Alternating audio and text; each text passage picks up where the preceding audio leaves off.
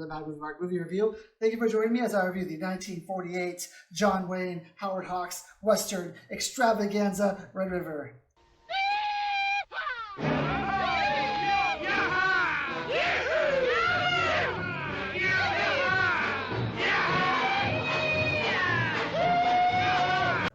Hey, all right. I like the enthusiasm. Thank you. I am reviewing every movie that has 100% fresh rating on Rotten Tomatoes. I'm giving them all a score of 1 to 10. After I have watched every movie that has 100% fresh rating and scored them all, I will rank them from worst to best. I started in the 1920 silent movie era, and now I'm at 1948 with Red River. This movie stars John Wayne as Thomas Dunson, Montgomery Clift as Matt Garth, Joanne Drew as Tess Millay, and Walter Brennan as Nadine Groot. It was nominated for an Academy Award for Best Writing, Motion Picture Story, and Best Film Editing. It has 100% fresh rating from the critics and an 87% fresh rating from the audience. So when this movie opens up, we are on the Lonesome Prairie.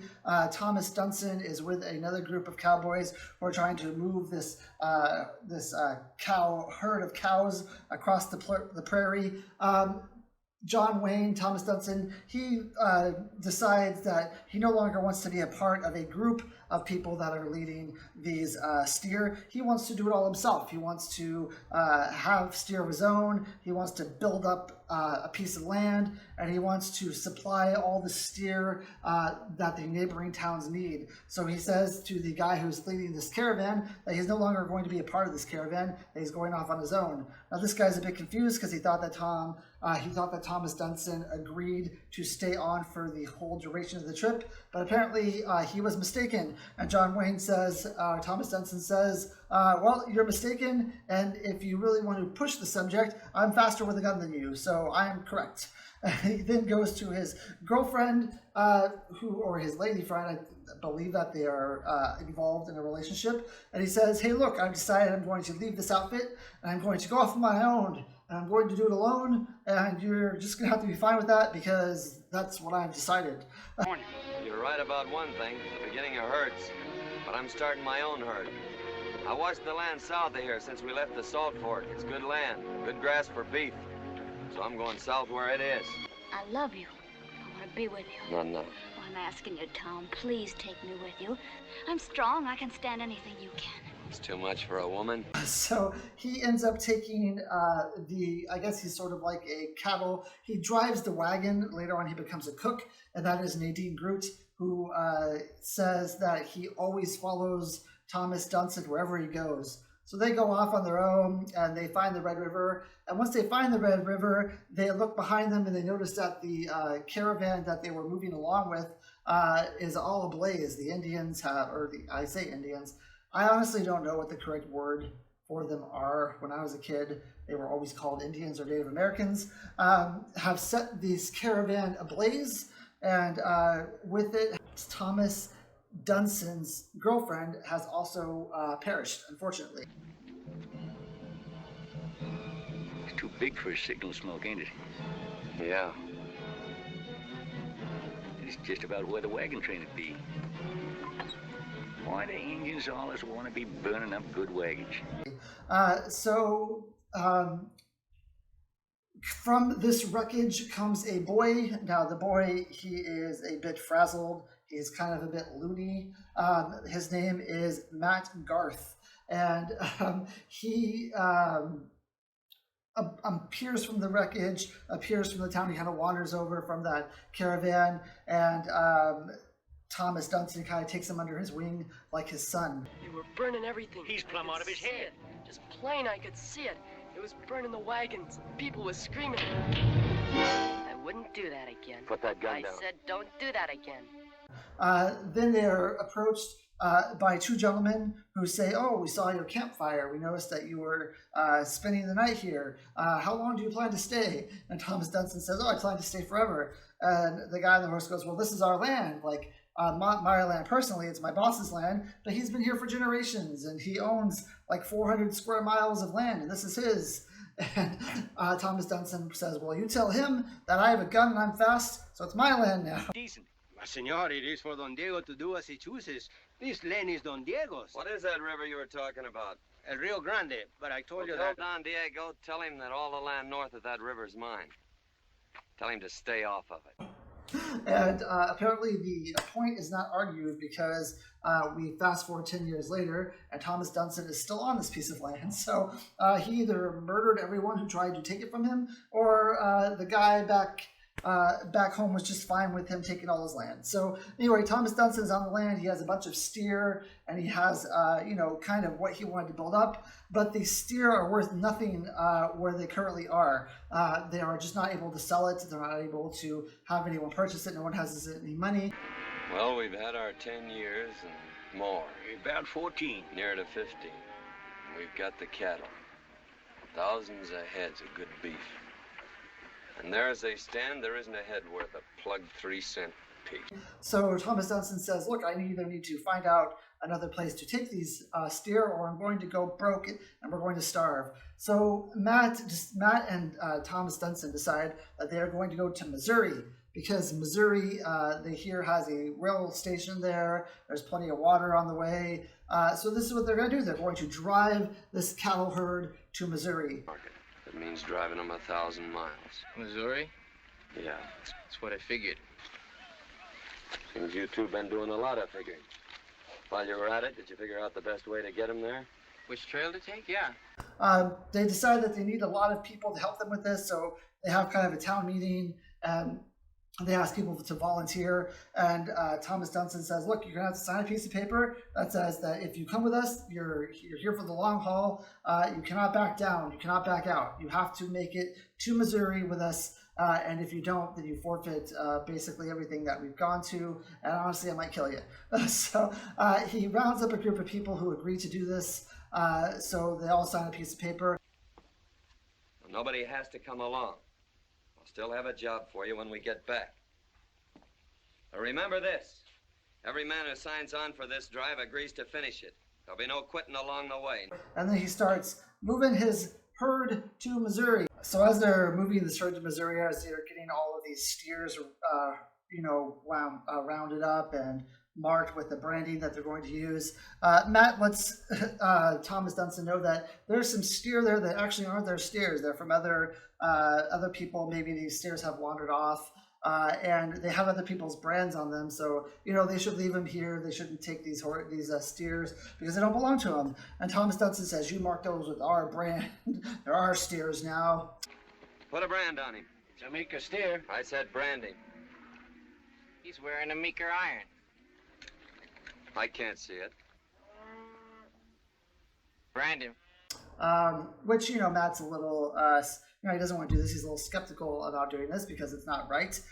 Then another gentleman, a group of people enter the camp where Matt and Thomas Dunson are staying, and they said, "Hey, look, we have some steer that ran off.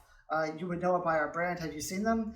And Thomas Dunson says, "Look, I'm going to be honest. I have your steer. I branded them with my branding because there was just too many of them, and I didn't want to single everything out. But hey, look, when we get to Missouri, we'll give you so much money per head for each steer. That way, we will, we'll drive them there. It'll be all of our work, and you'll still get paid." So the guy says, "Yeah, that's pretty good." Now there's another gentleman with them who is a hired gun. He's fast to the draw, and he says, "Hey, look, I want to be with Thomas Dunson's team. They seem like they have more backbone and more drive than you do." So he ends up joining Thomas Dunson's team as well. But now, Look, Tom, everything I've got. yeah, I know. Me too. All right, we rounded up some of your stock and some of Diego's and some of everybody else's around here. And? I haven't got the time or the inclination to cut them out. So I'll drive them to Missouri and give you $2 a head when I get back. And they all start to embark on this trip to Missouri. Now, this trip to Missouri is very rough. It's very hard. There's this gentleman who is talking about what he's going to do with his money. He's kind of on watch, watching all the cattle one night. What he's going to do with his money when he ends up getting it. He has a family back home. He wants to get his wife some red shoes. And then the cows start to hear some wolves howling, and they're startled.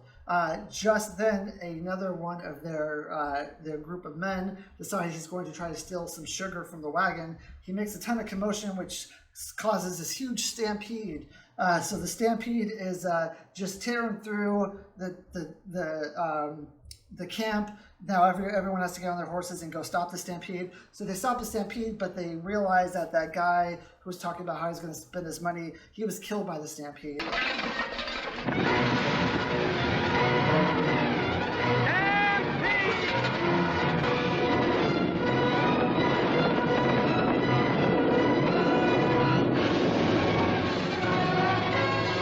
And of course, the person who stole the sugar feels terribly about this. He has an addiction to sugar because he tried to steal it earlier in the movie. And it's like a compulsion where he has to eat sugar all the time. And he feels terribly about it. And he is just so remorseful and so down on himself. And Thomas Dunson decides that he's going to whip this kid and then he's going to kill him. He's going to shoot him. Before he can do that, Matt shoots him in the hand and says, "Hey, look, Thomas, you were going to kill this kid." And Thomas says, "Yeah, I know. What's wrong with that?" And then Nadine Group comes and says, "Look, I've been with you for years, but you were just plumb wrong. You were plumb wrong." He's gonna whip me. Turn around, Bunk. Don't do it, Mr. Dunson. Turn around or you'll get it in the eye. Don't do it, Mr. Dunson. I tell you, don't do it. This kind of shows where Thomas's character is going. They've been eating really bad for a couple days. They've had to eat the same type of meals every day because they don't have any money. So Thomas is running out of money.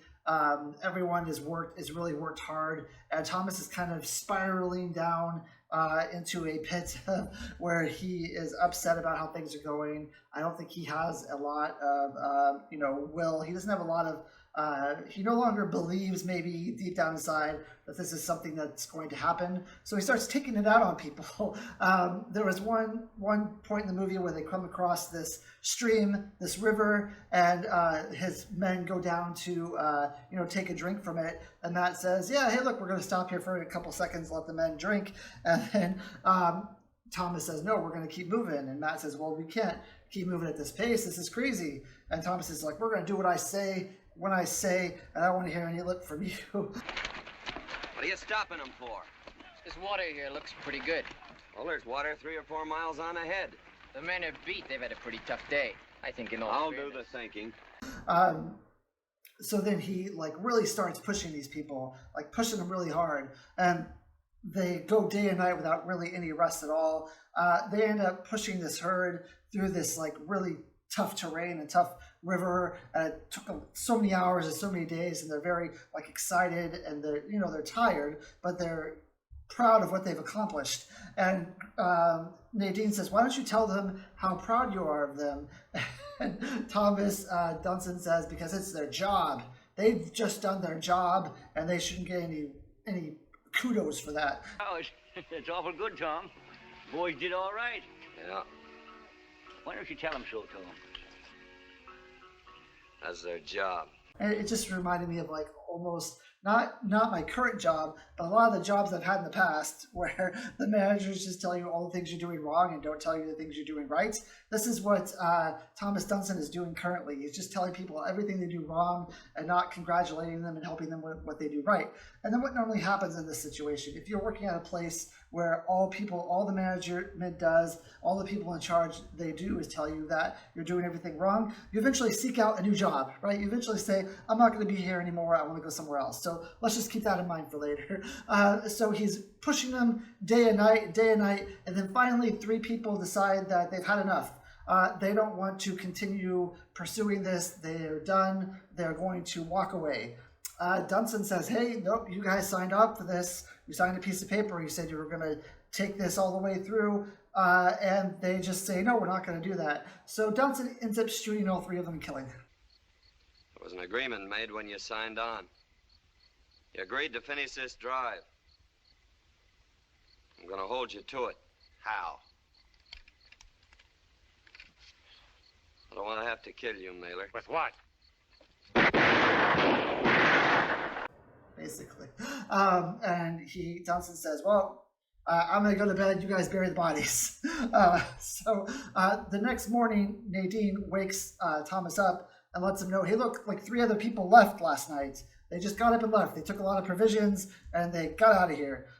So Thomas ends up having a couple people go after them, and he says, "Here, you guys group up and go after them, but we're going to keep going. So these guys go after them, and they end up finding the people who left. They bring it back to camp, and they say, hey, look, before you kill us, because they know Dunson's going to kill them. They say, before you kill us, I just want to let you know that you're going mad. You're going crazy.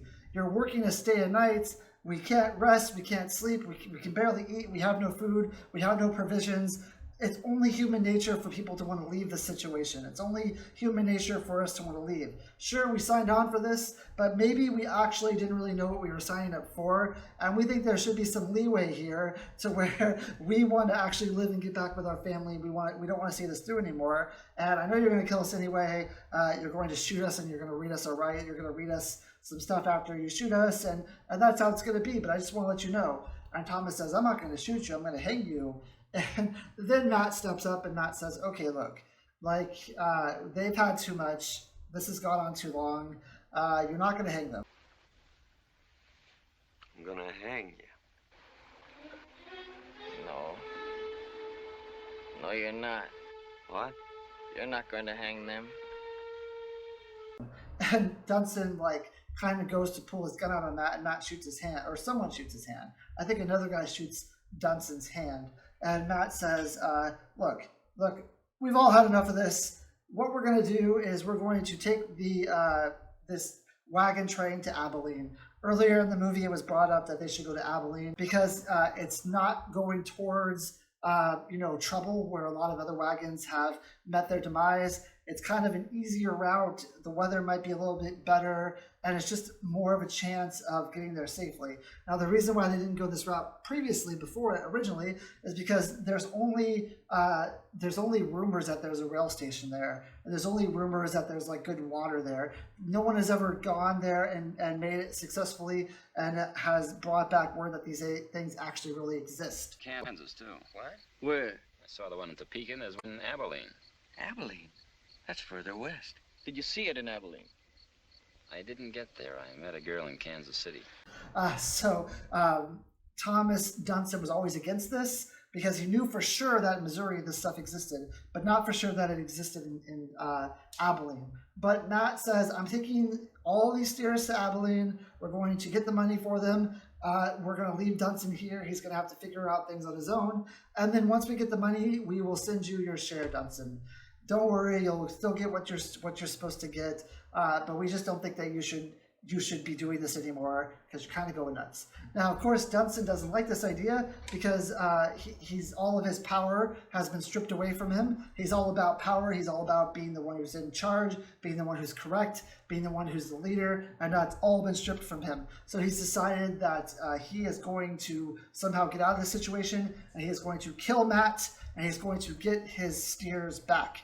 If there's any chance at all, we'll get you hurried to Abilene. Sherry was right. You're soft. You should have let him kill me, because I'm going to kill you.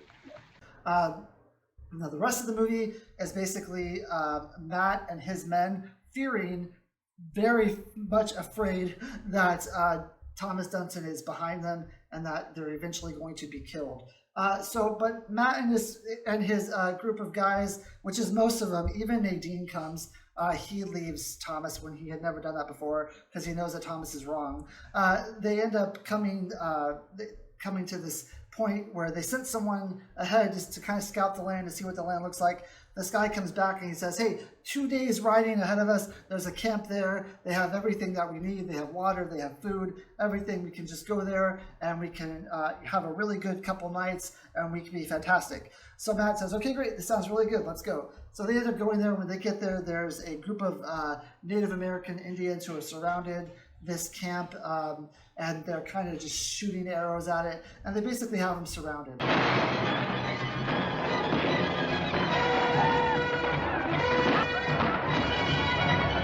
Matt, over here, Matt!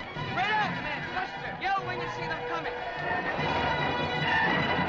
So Matt and his men decide that they're going to ride in, and they're going to save this colony of people. So they ride in, and when Matt gets in there, he meets this girl named Tess Millay. Now, Tess Millay is probably one of the most annoying female leads I've seen in a movie. She's not really a lead. She comes in at the end. Probably one of the most annoying female actresses I've seen in a movie thus far. I'm trying to think. There was another movie where there was a really annoying female actress. I think it was Narcissus, but this girl is annoying in a different way. So when she sees Matt, she's all about like trying to be a strong, the strong woman who is, can fight for herself, can fend for herself. But at the same time, she also like tells Matt she doesn't know how to use a gun, and she's asking Matt like questions while they're trying to fight off these Indians, and she's very insistent that he answer these questions that don't matter while they're trying to fight off these Indians, to the point where I just want to tell her, shut up.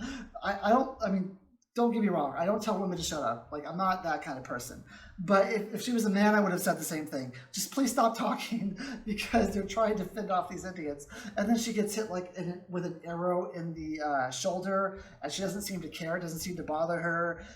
Anyway, they end up winning this fight, and she falls madly in love with Matt. Matt tells her the story of who Thomas is and how Thomas is after them. She doesn't want Matt to leave, but Matt has to anyway, because he has to get this herd of cattle to Abilene.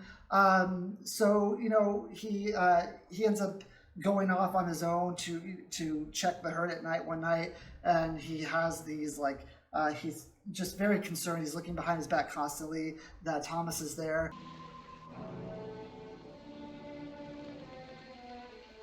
Hold it. Right there.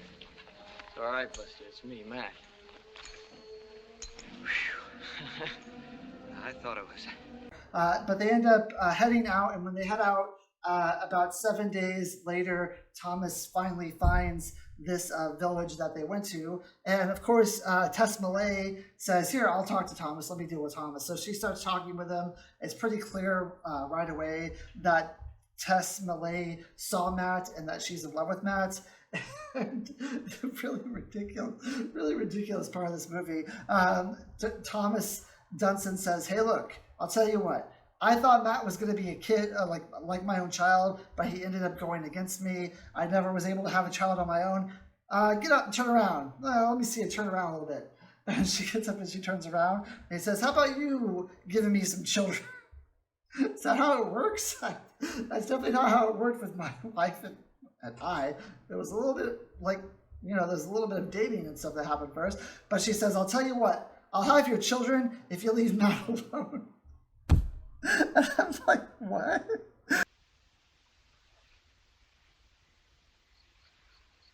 Well, miss, I don't even know your name. Millay. Tess Millay. Well, Miss Millay, what would you say if I offered you half of everything I own for a son? Yes, you're gonna do what? You're gonna have his children if he leaves Matt alone? What's going on here? And then he says, oh, I thought you would say that. I'm like, did you really? Because I had no idea. That seems like a pretty weird transaction of words you guys are having here. And he says, look, I thought you were going to say that. You really love Matt, don't you? And then he ends up leaving town. And Matt and his men end up finding the railway station. The rail conductor is incredibly happy because they've been waiting for beef for a long time. They haven't had the beef, and now there's like 9,000 cattle that they're going to have. Howdy. We're looking for Abilene. Mister, I sure am glad to see you. I sure am. You go to Abilene. You're a sight to behold. If you just tell us where Abilene would be, we'll get out of your way. Mister, let me sit here and feast my eyes. Matt ends up talking with I think he's like the sheriff / treasurer of the town. I think it's like Harry Carey Sr. or something. He's definitely in Mr. Smith Goes to Washington as the head of the Senate or whatever, that guy with the gavel.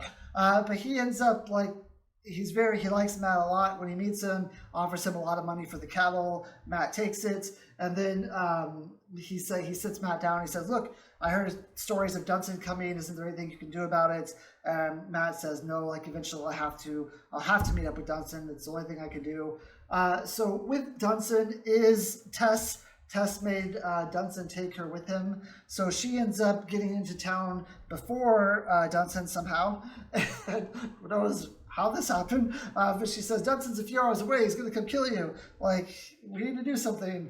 And then she's very concerned about Matt. And so eventually Matt and Dunson meet each other. They have a fist fight, which both of them, like at first Thomas has the upper hand, and then Matt has the upper hand, and then they kind of both fall over.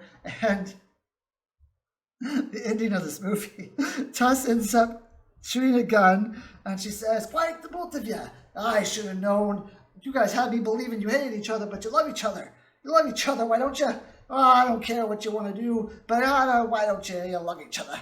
Something like that. I'm mad, good and mad, and who wouldn't be? You, Dunson, pretending you're gonna kill him. Why, it's the last thing in the world you'd stay still. I'm mad, I told you. And you, Matthew Garth, getting your face all beat up and all bloody. You ought to see how silly you look like. And she just, so ridiculous. So, Thomas ends up saying, "Matt, you better marry that girl." And then Matt says, "Oh, I plan on it." And then they decide that they're going to be friends again, and that Thomas is going to change the brand to have Matt's initials on it as well. And all's well that ends well. The movie's over. There it is. That's the whole movie. So what did I think about this movie? All in all, the ending, there's a lot of ridiculous things in the ending of the movie, but the acting performances are really good, besides Joanne Drew, who was just so annoying for me in this movie. I even thought that Walter Brennan, who I think is like a multi-Oscar winning actor, he's won like best supporting actors, I think, he was actually kind of annoying to me a little bit too. But Montgomery Clift and John Wayne are definitely the centerpieces of this movie. Their acting is fantastic. It's not my favorite John Wayne movie. Actually, my favorite John Wayne movie is The Searchers, and also I would say Who Shot Liberty Valance. So this isn't like my favorite movie with John Wayne. It's not my favorite performance of his, but he does a really, really good job. The cinematography is fantastic, like always. The scene with the, it's kind of like, I don't want to say like a swampy scene, but there's definitely a lot of fog, and Matt is like just scared to death that Thomas Dunson is going to be there. Filmed beautifully. Everything in this movie is filmed fantastically. This is your typical Western. I won't say typical Western because not every Western is like this. There are some Westerns that aren't, but this is one of those Westerns where John Wayne ends up in a place that the land does not belong to him, but it does now because he has a gun. So I'm not a huge fan of those scenarios. I'm not a huge fan of just stealing people's land like that. But of course, if you're going to watch a Western, I mean, everyone stole the same people's land in Westerns, right? I'm not a huge fan of the way they framed that to where he just is going to say, well, it's my land because I have a gun. And then he shoots one of the guys, and now it becomes his land. I don't know. I feel like you can do more with the Westerns than that. Like The Magnificent Seven, they didn't do that. They didn't do that in The Man Who Shot Liberty Valance. You didn't see that in, there's a lot of Westerns where you don't have that, but a lot of John Wayne's Westerns are that way, where he just takes whatever he wants, basically. And, that's fine. I really like the relationship between him and Matt, at least in the beginning and at the end. The middle is kind of weird for me for this movie. I feel like it just meanders a little bit. The middle of the movie is kind of slow, except for like the stampede scene. I mean, they're definitely building a story here. They're definitely trying to show maybe what it was really like to move cattle across the land like this, and how hard it was, and how people, would take on these big jobs, with the idea of making a lot of money, with the idea of starting like this great new life. This idea of, doing something really important, but not truly understanding how much work and how hard that really is. And I think maybe that's what they're trying to say in this movie, is that the person who is the one who really works the hardest is the one that ends up getting the good results in the end. But it's also saying that you have to be able to work together. You have to be able to compromise. I mean, this is definitely a situation where Dunson thought that his word was law and there was no compromise, because this was his idea. technically these are his cattle, and it doesn't work it never works well this way. Even in business, you want to hire people who have different ideas than you. You want to hire people who aren't just yes men or yes women. You want to hire people who can bring, different points of view to the table. That's how you get stuff done. It's not how my way or the highway, or I only know what's best. Not one person ever knows anything. And I think that this movie exemplifies that, and this movie proves that you have one guy who's really good with a gun, who is, super knowledgeable about the land. He owns his own cattle. Basically, he is like the leader. He is the prototypical leader of this group, what you would think is a prototypical leader, but his leadership skills are flawed because he is so driven. He is so crazily driven by what he wants. He is so he has such tunnel vision about what he wants that he can't see the problems that are going on around him, or he doesn't want to see them, or he masks them and thinks that there's something that they can overcome, or something that he can overcome because of who he is and because of his will and his drive and his dream to do this. And eventually, when the person who you respect the most is the person who ends up being the one to speak out against you and the one who goes against you, then you have to take a step back and say, well, this is the person I trusted the most. This is the person who's always been there for me. And this is the same with Nadine and for Matt. He knew Matt since he was a kid. Like, these are the people who've always been there for me. These are the people who have been in my corner the whole time. Maybe this is something I'm doing wrong and not something that they're doing wrong. And that's the questions that he should have asked himself. But he was so driven with these emotions, and he was so driven with the idea of being the guy to provide the beef and being the guy to have this legacy, that he wasn't able to see that he's not always right about everything. So I like that part of the movie. I really love that part of the movie. I love that kind of story where you can come away with that kind of that kind of narrative, that kind of morals at the end of the movie, where you just really need people around you who have different ideas. And if it wasn't for Tess Malay's part in this movie, I would say that this is a really good movie with just some slowness in the middle. There's some gunfights, there's some, things that maybe aren't necessary in the middle. This is a little over 2 hours. It probably could have been hammered down to an hour and a half. And at the end of the movie, they're just kind of pigeonholing Tess Malay in there so that Matt can have a wife and a kid, and so that Dunson can be leaving his legacy to another family, so it can be passed down to someone else, and then someone else, and then someone else. So I really think they're just pigeonholing that there so that he can have his own relationship, so that he can have a love interest. But I just don't understand why. I love a strong female character. Probably every movie that I'll give a 10 to, or every movie that I really, really love, has some sort of strong female character in it, except for Odd Man Out, maybe. But she's not really that strong of a character. She tries to come off as a strong character, but she's not really. She isn't able to defend herself alone. She isn't able to, she falls madly in love right away, so she's kind of supposed to be shown as the over emotional woman in the group. These are all traits of in movies of a woman who is not a strong woman.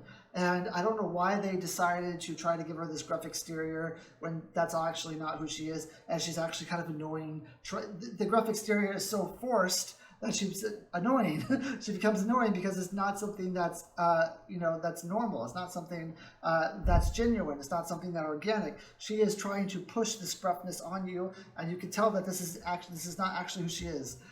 So it's incredibly annoying when they're doing that, and everything from when she joins the movie to the very end, I didn't think was as good as the stuff that was previously in the movie. All in all, this is a good Western. It has two really great acting performances. It has a really good story. It shows people that they need others around them who don't agree with them in order to succeed. because he would not have succeeded if he not had Matt in his group. Everyone would have kept following him. They probably would have never gotten to Missouri. They would have all lived incredibly poor lives under someone who is becoming psychotic. So Matt is really what keeps him sane. He's really what helps drive everything home at the end, and he's really that yin to the yang, I guess. I don't know if that's correct or not, but yeah, I mean, it's a really good film. It would be a great film had they written Tess Millay differently, and had they not, in my opinion, had they not had Thomas Dunson, explicitly steal someone's land because he wanted it. But anyway, I still give this movie an 8 out of 10. I don't think it's as great as Stagecoach, which I think was the only other.